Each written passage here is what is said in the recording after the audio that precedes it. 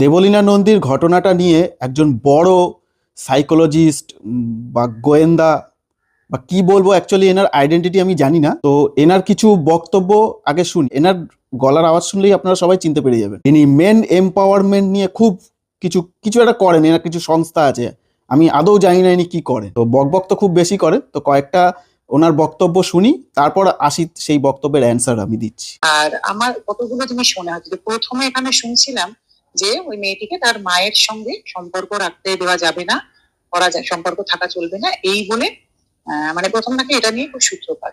এবং অনেকেই লিখছিলেন যে হ্যাঁ মানে এবং অনেকেই লিখছিলেন, আমি তো কাউকেই চিনি না, যে উনি নাকি মায়ের একমাত্র সন্তান, তাহলে কি করে এটা সম্ভব। তারপরে দেখতে শুরু করলাম যে ওনার নাকি একটি ভাই আছে, সবই সোশ্যাল মিডিয়ার প্রাপ্তি। তারপরে এখন দেখছি যে ওনার একজন দিদিও কথা বলছেন, তাহলে ব্যাপারটা তো সেরকম নয়, মানে ওনার ভাইও আছে, দিদিও আছে। ওনার মা আছে, ঠিক আছে, ভালো কথা। ভাই আছে, সেটাতেও উনি অবাক হয়ে গেছেন। আর বোনও আছে, তাতেও উনি অবাক হয়ে গেছেন। তাতে সেরকম ব্যাপারটা না। ওনার কাছে কিরকম ব্যাপার আমি ঠিক জানি না। ভাই বোন মানে আনফর্চুনেটলি তার থেকে গেছে, তার সেটা সেরকম ব্যাপার না, তাই এটা অন্যরকম ব্যাপার। তো তাই জন্য ওনার কিছু কোশ্চেন মাথায় আসছে। এবার শুনি সেই কোশ্চেন গুলো। সম্ভবত বলেছেন উনি 78টা ঘুমের ওষুধ খেয়ে ফেলেছে। এ কিন্তু বড় মুখের কথা নয়। মানে 78টা ঘুমের ওষুধ খাবার পরের দিন উনি এত স্বাভাবিক ভাবে আবার ফিরে পেলেন, আর ওনার কিন্তু অসীম শারীরিক এবং মানসিক জোর দুটোই আছে বলতে হবে। আর তার থেকেও আমার যেটা অদ্ভুত লাগছে, যে একটা হসপিটাল, তারা মানে এখানে খুব সামান্য সামান্য জিনিসে মানুষ যখন রাস্তায় আহত হয়ে ভর্তি হতে যান, তারা পুলিশ কেস না হলে নিতে চান না। এবং অনেক অন্যান্য মানুষ যখন থানা আগে ডায়েরি বা মানুষ যখন, অনেক ক্ষেত্রেই আমাদের কাছে তো বহু ছেলেরা আসেন, মানে যারা ছেলেরা এরকম সুইসাইড অ্যাটেম্প করেন, আমাদের ছেলেরা দৌড়ে দেয়, সেখানে পুলিশ কেস না হলে তাদের চিকিৎসাটা শুরু হয় না। তাহলে এক্ষেত্রে কি হলো, মানে পুলিশ কেসের প্রয়োজন পড়লো না, মানে তাহলে কি উচ্চ স্তরে চেনা জানা আছে, মানতেই হবে। আর সেই তাহলে ওনার এই মানে স্টমাক ওয়াশ ওয়াশ এগুলো তাহলে নিশ্চয়ই হয়েছে। আর আরেকটাও জানতে চাই যে আজকাল মানে কোনো একটা, আমি যতদূর আমার নলেজ আছে যে ঘুমের ওষুধের প্রেসক্রিপশনে একবার যদি আমি কিনি, সেখানে কিন্তু ওই একটা স্ট্যাম্প দিয়ে দেওয়া হয় ওই ওষুধের দোকান থেকে। তাহলে উনি কি বারে বারে প্রেসক্রিপশন করাচ্ছিলেন, করে ওই স্ট্যাম্প করে করছিলেন? মানে ছোট ছোট টেকনিক্যাল প্রশ্নগুলো আমার মনে একটু এসেছিল। উনি 78টা বা 68টা ঘুমের ওষুধ খেয়েছে, উনি কিভাবে সুস্থ হয়ে আছে তাতে তিনি অবাক। ইনিও এটাও কোশ্চেন করছে যে সরকারি হসপিটালে কিছুভাবে ম্যানেজ করা হয়েছে। মানে ওনার বক্তব্য যেটা, ওনার খুব হাত আছে। উনি এটা হয়তো জানেন না, সে তো সাঁতরাগাছি নার্সিংহোমেও কিন্তু ভর্তি ছিল, তারপর এসছে এসএসকেএম এ। আর ওনার নলেজ হিসাবে সব ঘুমের ওষুধেই একই ডোজ থাকে, ডোজে কখনো কম বেশি হতে পারে না। এই উনি অনেক টেকনিক্যাল প্রশ্ন মাথায় এসছে, এই টেকনিক্যাল প্রশ্নটা ওনার মাথায় আসেনি। উনি একদম গোয়েন্দাগিরি করে বুঝে গেছেন যে এসএসকেএম এর মতন হসপিটালে সেখানে সে নাকি নিজের সোর্স খাটিয়ে সেই জায়গাটা তৈরি করেছে। তো উনি সংস্থাটা কেন প্রথমে বলেছিলাম মনে আছে, উনি গোয়েন্দা নাকি, আমি আইডেন্টিটি আস্তে আস্তে আরো শোনাচ্ছি। যে শুনছিলাম উনি নাকি এরাতে আরো বাড়তি নাকি অ্যাটেম্প্ট করেছিল।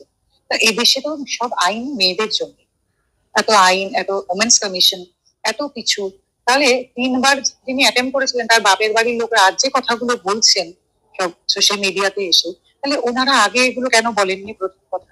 আর দ্বিতীয় কথা, তাহলে সেই 3বার সুইসাইডাল অ্যাটেম্প করা মেয়েটিকে আপনারা কেন ওই বাড়িতে রাখতে চাইলেন? কেন ওনাকে অনেক আগে ফেরত আনলেন না? কারণ মেয়েটা বলেছিল ওকে ছাড়া ওকেই ভালোবাসে, ওকে ওকে আমার কাছে কথা, তিনি তো রোজগেরে, উনি তো প্রায় গান করেন, সবাই চেনেন, তাহলে এটা কেন হবে? তাহলে অন্য মেয়েদের কাছে কি বার্তা যাচ্ছে? আমি আজকে ছেলেদের কথা বলবো না, অনেক ভালোবাসে দিদি, অ্যাটেন্ড করার পরও উনি বারবার তার মেসেজে রাখতে আমার কাছে কথা, তাহলে কি বার্তা গেল? তাহলে যে সমস্ত মেয়েরা তাহলে একদমই কিছু নন, তাহলে তারা কি বার্তা পেলে? আমার কাছে কথা, আমি যদি গান গাই, রোজগার করি, এবং ওনার দিদি বলছেন ওনার রোজগার নাকি ওনার স্বামীর থেকে অনেক বেশি। আমি তো মেনটেনেন্স, অ্যালিমনি, টাকা কিচ্ছুর মধ্যে যাচ্ছি না। আমি জানতে চাইছি যে ওনার রোজগার তো ওনার দিদির কথা অনুযায়ী স্বামীর থেকে বেশি।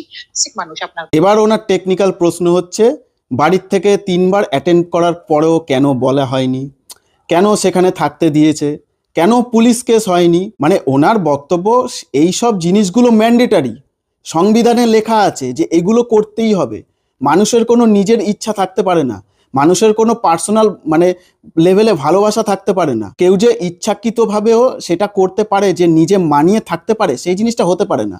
এটা একদম ওনার কাছে সংবিধানেই লেখা আছে। এই জন্য ওনার হিসাবে যে সে কি বার্তা দিল, এখন যে ভালোবাসা মানে যার মধ্যে আবেগ রয়েছে, ইমোশন রয়েছে, তাকেও ভালো মানে বার্তা কি যাচ্ছে সেই অনুযায়ী চলতে হবে। হয়তো উনি এরকমই চলে, উনি সকালবেলা ঘুম দিয়ে ওঠে, যখন হাঁকতে যায় তখন উনি ভাবে যে আমি কিভাবে হাঁকতে যাচ্ছি, সেই হাগাটা দেখে মানে মানুষের কাছে কি বার্তা যাচ্ছে সেই অনুযায়ী কিন্তু আমি হাঁকবো, ঠিক আছে?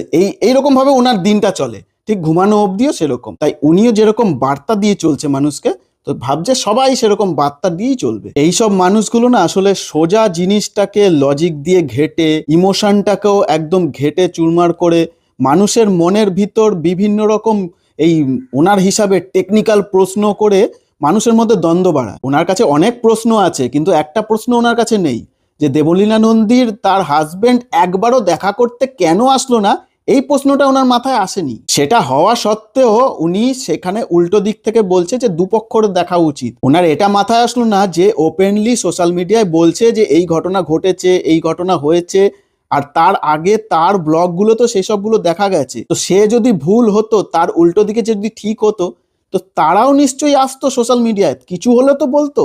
তার কিছু কি দেখতে পেয়েছে এখনো? সেই টেকনিক্যাল প্রশ্ন এনার মাথায় আসছে না, আর আসবেও না। কারণ এনার মেন্টালিটিটাই হচ্ছে কি করে মানুষকে সোজা পথকে না দেখিয়ে মানুষকে কি করে বিভ্রান্ত করা। এইসব মানুষ নিজের পপুলারিটি কিন্তু বানাচ্ছে। তাই আমি বলবো এইসব মানুষগুলোকে না একদম মাথায় তোলা উচিত না। এদের আদৌ নিজের সংসার আছে কিনা সন্দেহ, এর ব্যাকগ্রাউন্ড আসলে কি ছিল কেউ জানে না। এতক্ষণে আপনারা হয়তো এই মহিলার গলা শুনে বুঝে গেছেন কার কার অডিও আর কি শোনালাম। নিজের পপুলারিটির জন্য একটা ভালো টেকনিক হচ্ছে যেই বিষয়ে চলছে সেই বিষয়কে চ্যালেঞ্জ করে উল্টো দিকে কথা বলা। এই করে করেই এ পপুলারিটি বানিয়েছে। এ নিজেও কিন্তু গালি প্রচুর খায়। এখন পডকাস্ট ট্রেন্ডিং এ যাচ্ছে, পডকাস্টারদের আর কি আছে, তারা তো গালি খাওয়ার লোককে পপুলারিটি পাক আর যেভাবেই পাক, তাকে তার পডকাস্টে নিয়ে আসতে পারলেই হলো। তাই এই পডকাস্ট করে করে এইসব জিনিসগুলো আর কি মানুষের মধ্যে ছড়াচ্ছে। এই পডকাস্ট যে করছে তার মধ্যেও যে তাকে নিয়ে সম্মতি খুব আছে তা কিন্তু না। তাকে পডকাস্ট করতে হবে, তাকে জিজ্ঞেস করতে হবে, তার তার জিনিস জানতে হবে, তাকে সমর্থন জানাতে হবে। এটাই পডকাস্টের নিয়ম। তাই আবারও বলছি, এইসব মানুষকে কখনো মাথায় তুলবেন।